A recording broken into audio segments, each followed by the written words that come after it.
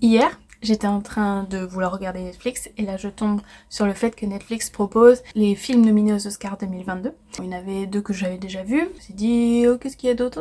Et là j'en vois un autre sur une mère, c'est un peu mystérieux. Donc, en gros, c'est une femme d'une quarantaine d'années qui va en vacances seule en Grèce. Et donc après, ça raconte un peu son passé, qui se révèle à un moment où elle voit une jeune maman avec sa jeune fille. En tout cas, je trouve ça super que Netflix propose ces films-là parce que moi, depuis que j'ai des enfants, je ne vais plus au cinéma.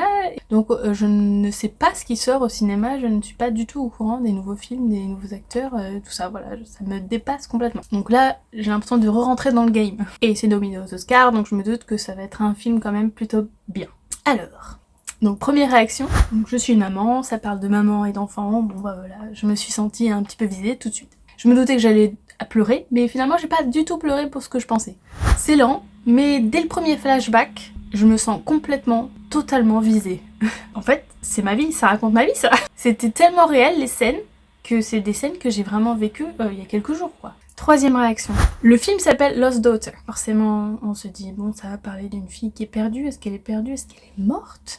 Donc tout le long du film, en fait, ça tourne autour du mystère. Il va se passer quelque chose à une fille. Donc je vais pas vous dire quel est ce mystère, mais je peux te dire que ça m'a bien surprise.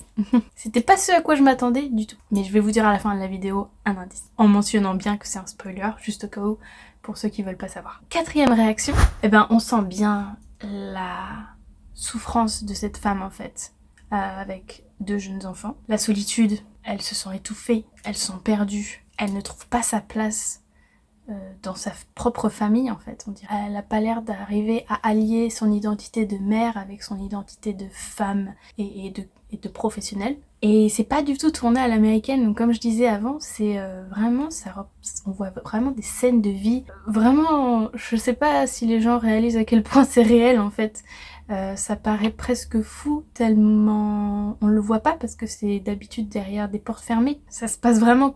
Alors c'est sûrement pas chez tout le monde comme ça, mais moi je l'ai vraiment vécu en tout cas. Et je peux pas dire j'en suis fière, parce que j'aurais préféré ne pas les vivre, mais en même temps c'est la réalité. Il y a des moments qui sont difficiles. Et donc c'est ça ma 5e réaction en fait, ça a été d'être vraiment touchée en fait, parce que je me suis sentie vraiment visée.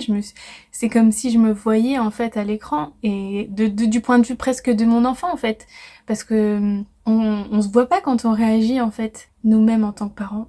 Donc là en fait j'avais l'impression de voir à quoi je pouvais ressembler d'un point de vue extérieur, et j'étais pas très fière quoi.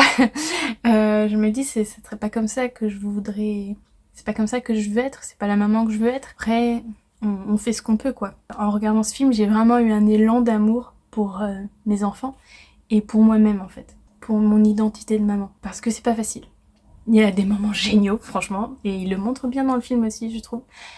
On est heureux d'avoir des enfants, on les aime et on revient toujours vers eux, mais il y a vraiment des moments difficiles, et je pense pas que...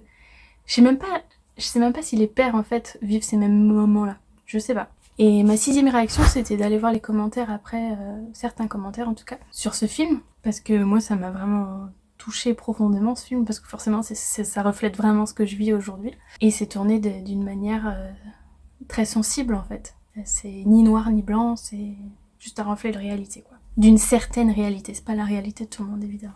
Alors j'ai écouté en tout cas certains avis, et peut-être que c'est pas les mêmes pour tout le monde évidemment, mais en fait j'ai vu surtout des avis faits par des hommes qui ont vu ce film, et je me dis les hommes ils vont pas du tout avoir la même vision, la même interprétation des choses. Et par exemple ils disent que cette femme elle a l'air presque un peu folle en fait dans ce qu'elle fait, la manière dont elle réagit avec ses enfants ou avec les autres en général. C'est comme s'ils mettaient le mot folle parce qu'ils comprennent pas comment une personne peut en arriver à faire ça.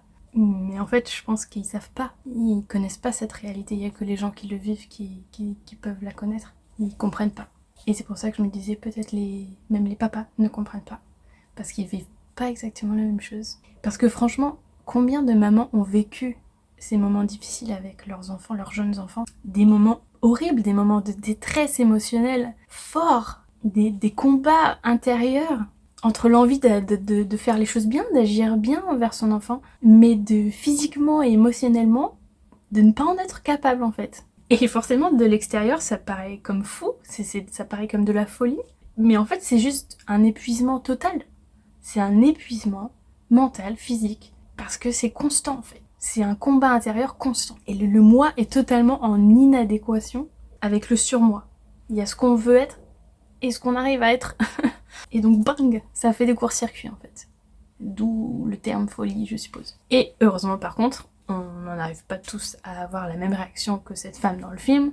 Heureusement. Parce qu'il y a d'autres facteurs qui rentrent en compte. Là forcément, la femme, Leda, la mère, on peut imaginer qu'elle a des situations, des facteurs aggravants, comme à un moment elle parle de ses antécédents familiaux qui n'ont pas l'air positifs. Et elle a aussi ses rêves professionnels et identitaires n'ont pas l'air tout à fait en adéquation avec la vie familiale, etc. Il y a des choses qui peuvent expliquer que ça a été plus loin qu'une personne lambda, quoi. Mais en fait, voilà, ça montre ce qui peut se passer chez les gens quand il n'y a personne d'autre, quoi. Quand il n'y a aucun autre adulte, même pas un père. Je pense que les parents sont un petit peu différents avec leurs enfants.